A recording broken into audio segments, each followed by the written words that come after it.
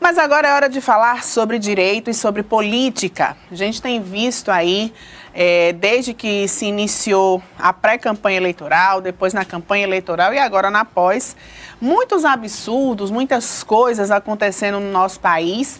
E a gente convidou a Fernanda Abreu, que é advogada, para falar sobre isso, né? Direito, política, essa mistura que nos envolve no dia a dia. Fernanda, seja muito bem-vinda ao nosso Tudo em Dia. Prazer recebê-la. E a gente já pergunta, como é que vai ficar a situação do Estado Democrático de Direito? Bom dia. Bom dia, Aline, bom dia a todos os telespectadores. E, inicialmente, agradecer o convite, né? Sempre bem-vinda a oportunidade para falar sobre a relação entre direito e política. É uma relação sui generis, singular, uma relação que muitas vezes nem nós juristas estabelecemos, sabe, Aline? Quando a gente vive situações como esta, pela qual o Brasil passa, onde há uma discussão intensa sobre a democracia, sobre os seus limites, sobre a sua continuidade, é que a gente vai refletir um pouco sobre isso.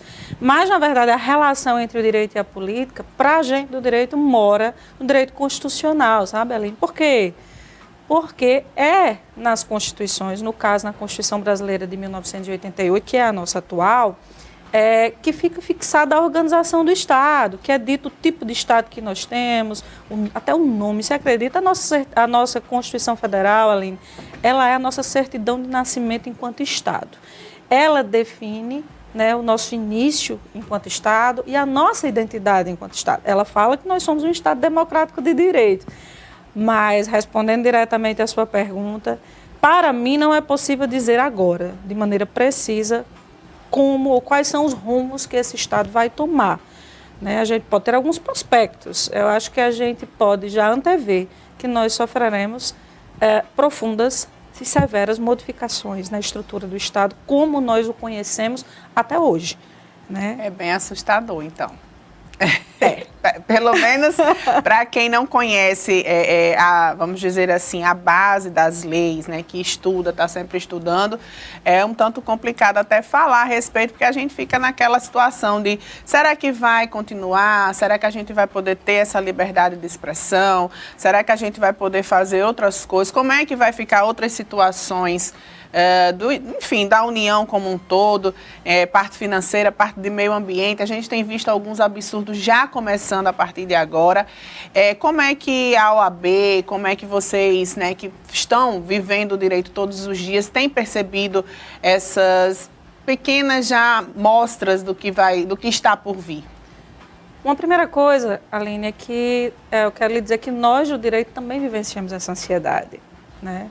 O direito ele não dá respostas sobre o futuro de uma nação, sobre o futuro de um Estado. Só a própria sociedade, o seu caminhar, a forma como ela conduz a economia, a saúde, a educação, a forma como ela enxerga os direitos, a forma como ela vive a Constituição, só essa conjuntura que realmente pode definir o futuro do nosso Estado, o futuro do nosso Estado democrático de direito.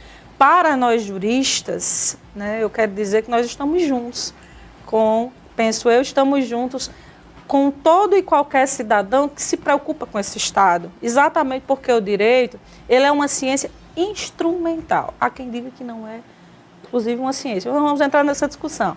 Mas digamos que seja um campo de estudo instrumental. Ele serve a determinadas finalidades que a sociedade escolhe. Então, a gente precisa ter muito cuidado com isso, inclusive o próprio jurista. Não basta você querer o Estado Democrático de Direito, você tem que vivenciá-lo. Então, você está falando de liberdade de expressão. Né? A gente tem uma preocupação muito forte, acredito que especialmente a imprensa, a mídia, sobre as possibilidades de censuras naquilo que é dito, já que a liberdade de expressão é um direito fundamental, tão importante para que as democracias aconteçam, para que a população fique informada, para que a gente possa defender as nossas ideias, mesmo que essas ideias sejam contrárias às posições estatais. Então, assim, a liberdade de manifestação de pensamento, a liberdade de informação, a liberdade de expressão são direitos fundamentais interligados. O direito sozinho não tem respostas para isso, ele precisa somar com a sociedade. Mas o papel do jurista, ele é crucial. Porque se ele trabalha construindo normativamente essa Constituição, e hoje a gente tem uma quantidade bem ampla, de estudantes de direito, eu mesma tenho inúmeros estudantes de direito, e cresce o interesse da sociedade, pelo curso de Direito, porque as pessoas têm uma visão de que é um curso que lhe dá uma perspectiva ampla da sociedade, assim como também é um curso que tem abertura para o mercado de trabalho, certo? Embora isso não seja o nosso fundamento, nossa essência de hoje, mas o jurista comprometido com o Estado de Direito, ele tem uma postura sempre vigilante.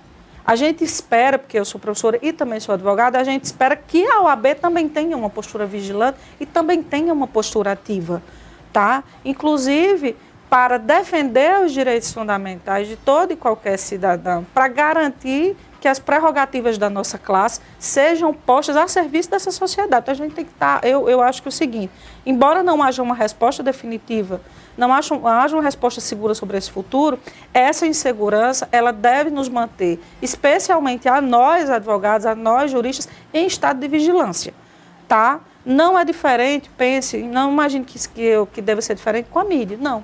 Deve ser, eu louvo inclusive a sua iniciativa de refletir sobre isso, a mídia deve estar vigilante.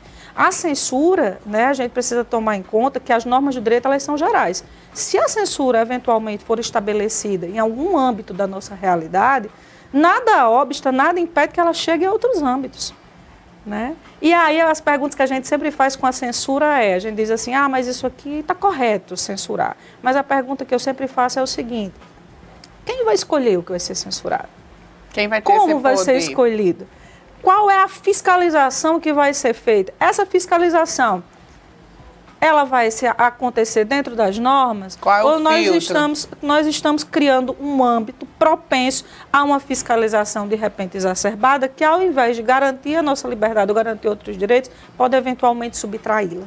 Isso é uma reflexão, eu não estou dizendo que vai acontecer. Não, e foi justamente por isso que eu tentei trazer você para cá, Fernanda, porque a gente está conversando com a advogada Fernanda Abreu, ela é professora também, e advogada, e enfim, é mulher, que é uma pergunta que eu vou fazer agora também, e a gente está refletindo um pouco sobre o direito, a política e tudo que envolve esses dois âmbitos muito importantes na nossa vida e que muitas vezes a gente, vamos dizer assim, leva na brincadeira. E, né, é tanto que chegamos a tal ponto, é democrático, foi a maioria que escolheu, mas a gente precisa refletir mais ainda, né, sobre tudo o que está acontecendo ou que está prestes a acontecer. As mulheres, a gente tem visto faculdades, universidades inteiras sendo, vamos dizer assim, não vou dizer fechadas, mas com um toque de alerta, para não ir mais longe no pensamento livre, para não ir mais longe nessas reflexões. E aí a gente volta-se para as mulheres, né? Você como professora, que tem também várias outras alunas, como que a gente vai poder agir, né? Esse estado de vigilância vai ter que também estar com a mulherada toda? Eu costumo dizer que ser mulher na nossa sociedade é preciso reconhecer. Não é fácil.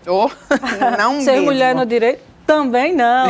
Né? Assim, a representatividade feminina na política, embora haja cotas para isso há bastante tempo, ela ainda é muito baixa, sabe, Aline? Em todos os âmbitos. Verdade. Ela é muito baixa, só em torno de 10%, mais ou menos, um pouco mais de 10% das mulheres estão presentes nos parlamentos nacionais. O Rio Grande do Norte agora foi o único que elegeu uma mulher governadora no país. Às vezes as pessoas dizem assim, mas isso significa o quê? Porque a mulher é melhor do que os outros? Né? Não. Porque a mulher tem que estar lá representando? A pergunta que eu sempre coloco é, mas e por que não? Se nós somos mais de 50%, digamos que sejamos aí equilibrados, quantitativamente entre homens e mulheres, né, a gente tem um percentual equivalente populacional. E as mulheres, reconhecidamente, intelectivamente, são tão boas quanto os homens, porque nós não temos a mesma quantidade de mulheres representando, né? A representatividade política é importante? Ela não só nos parlamentos, ela é importante em todos os âmbitos, né, de poder da nossa sociedade. Veja, o poder ele está difundido nas instituições, na sociedade como um todo, nas organizações da sociedade civil, né? A gente imagina o poder apenas preso lá no Congresso Nacional, mas ele está em toda parte. Onde quer que haja relação humana, influência de um indivíduo sobre o outro, a gente vai poder falar em algum tipo de relação de poder. As pessoas me perguntam, por que mulher? A resposta que eu sempre dou é, por que não?